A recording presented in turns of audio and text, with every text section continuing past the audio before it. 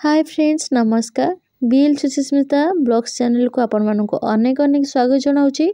मु आज गोटे स्टोरी नहीं कि आसची जन्माष्टमी व्रतर स्टोरी पौराणिक कथा उपरे। चलंतु डेरी न करे स्टार्ट करिबा। द्वापर जुगरे जेतेबेले धरित्री माता उपरे पाप और अत्याचार भार बढ़िबाकु लागिला तेतेबेले माता गाई रूप धारण करी सृष्टिकर्ता ब्रह्मांक पाखु गले। समस्त देवता माने मध्य ब्रह्मांक निकटकु जाई तांको धरित्री माता कर दुखद कहानी कहिले। सेठारे उपस्थित थिबा समस्त देवता एही संकटर समाधान पाई भगवान विष्णुको निकटकु जीवाकु स्थिर कले एवं समस्त पृथ्वी को नहीं क्षीरसागर रे भगवान विष्णुको निकटकु पहुँचिले जेउठारे भगवान अनंत नाग उपरे सोईथिले। सेठाकु जाई समस्त देवता विष्णुको प्रशंसा करिवारे लागिले।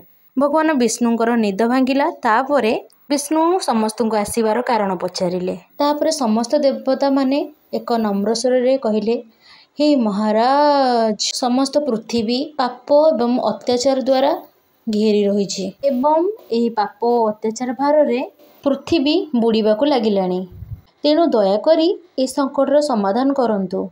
यह शुणी भगवान कहिले मु ब्रजमंडल रे वासुदेव गोपंक पत्नी और कंस भौणी देवकींक गर्भरु जन्म नेबी सेथिपाई तमे ब्रजपुर गोपभूमि को जाओ एवं जादव वंशर शरीर धारण कर। यह कही विष्णु अंतर्ध्यान हो गले।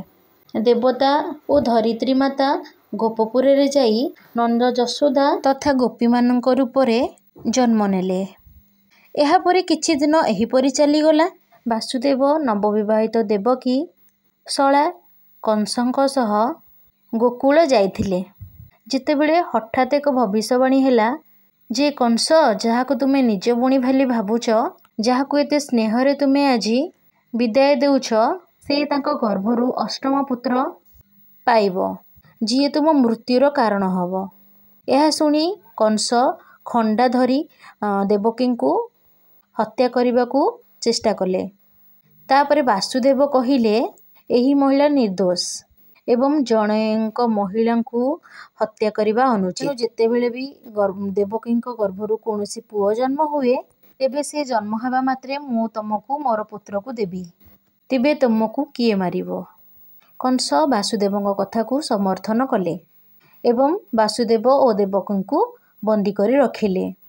कारागार रे जेतेबेले देवकी एक पुत्र को जन्म देले कंस ताकू हत्या कला।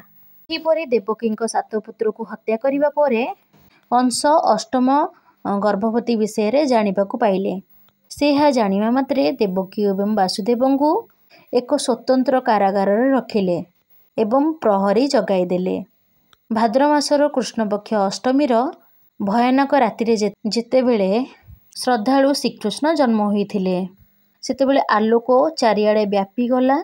वासुदेव एवं देवकी प्रभु लीलाधारी एवं एही रूप देखिबा परे जेतेबेले भगवान श्रीकृष्ण तांको शिशु रूप नेइथिले सेतेबेले देवकी एवं वासुदेव हाथरू कड़ा खोली जाइथिला। कपाट गुड़िक चलित भावरे स्वयं चलित भावरे खुलीगला एवं प्रहरी माने सोईथिबार देखागला। तापरे वसुदेव कृष्ण को सांगरे नहीं सेठारु चलीगले। जितेबेले वसुदेव जमुना पार होगा भितर को प्रवेश कले जमुना स्तर बढ़िबाकू लागिला। जमुना प्रभुंक कमल पाद को छुईबाकू इच्छा करी प्रभुंक कमल पाद छुईले एवं कृष्णंक गोड़ छुईबा परे संपूर्ण हर्ष पाइले।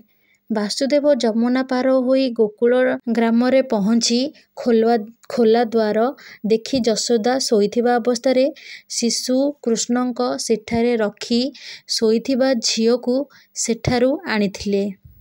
वासुदेव कारागार को फेरिबा परे से स्वयं चलित भावरे बंधा होई कबाट बंद होई जाइथिला। कबाट बंद हेबा परे सेठारे सोईथिबा प्रहरी माने मध्य उठिले। हाथ बांधी हेबा परे झियोटी कांदिबाकू लागिला।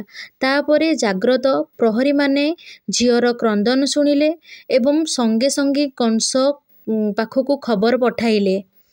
यह शुणी कंस संगे संगे दौड़ी आसिले। जेतेबेले कंस झियोटी को निज हाथरे नहीं पत्थर उपरे पकाई मारिबाकू चाहिला झियोटी हाथ छाड़ी आकाश को उड़ीगला एवं प्रकृत देवी रूपरे देखाई देले कहिले हे कंस मते मारिले कौन हेब जी तोते मारिबो से वर्तमान जन्म हो सारी से तार उचित स्थान को पहुँची जाइछि। एहापरे कंस कृष्ण को खोजी तांको हत्या करने को बहुत चेष्टा करथिले किंतु कृष्ण को केही हत्या करि पार नथिले। शेषरे श्रीकृष्ण कंस को हत्या करी उग्रसेन को पुनर्बार राजा कले। एहीपरि भावरे कृष्ण जन्माष्टमी रे उपवास कहानी समाप्त हैला।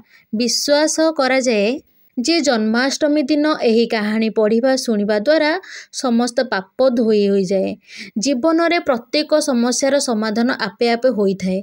एहा सहित ईश्वरंक आशीर्वाद सबुदिन पई रही। जदि मोर एही भिडियोटी आपण माननकु भल लागिथिबो एही पौराणिक कथा को आपण माननकु भल लागिथिबो तो please like share comment subscribe निश्चिंत करिवे। जय जगन्नाथ जय श्री कृष्ण रहिली बाय बाय।